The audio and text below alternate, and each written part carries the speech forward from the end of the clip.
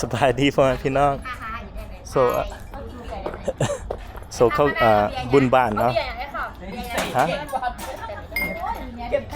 สบายจอดข้าวเดียวเลย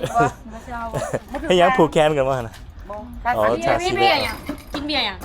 ยังกัน น้าใส่กระดาษเก็บมาเนี่ยมาเก็บมาป้าเดียว ก้อนกับมดเอาเบียร์ลาวนี่มือบุกบ้านไหนมืออื่นบ่มือนี่กระบุญเขาเริ่มมือนี้อย่าหันจัดอย่าหันกับโอ้ย อันนั้นลูกก็ว่ะ แม่ลูกเวทเลยเวทเนี่ยลูกแม่เบิด สมผมก็คือกันเลยเว้ย คือกันเลยแม่แถวบ้านนี่ลูกเขาเบิด พี่เจ้าได้บ่ได้น่ะ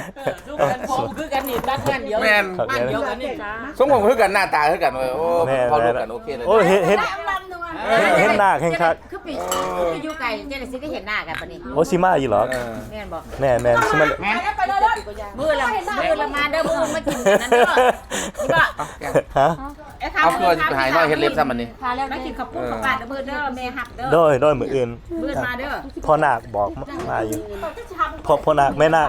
แล้วไปเฮ็ดกระปุ่นแม่ พ่อนาคกับแม่นาคบอก ฮะ บ่เกี่ยวแม่เท่ายืน สบายดี โอ้ยยืมเนาะให้ลากก็ได้นะยืมเนี่ย จำเสียหน้าข้าวปุ้นซื่อ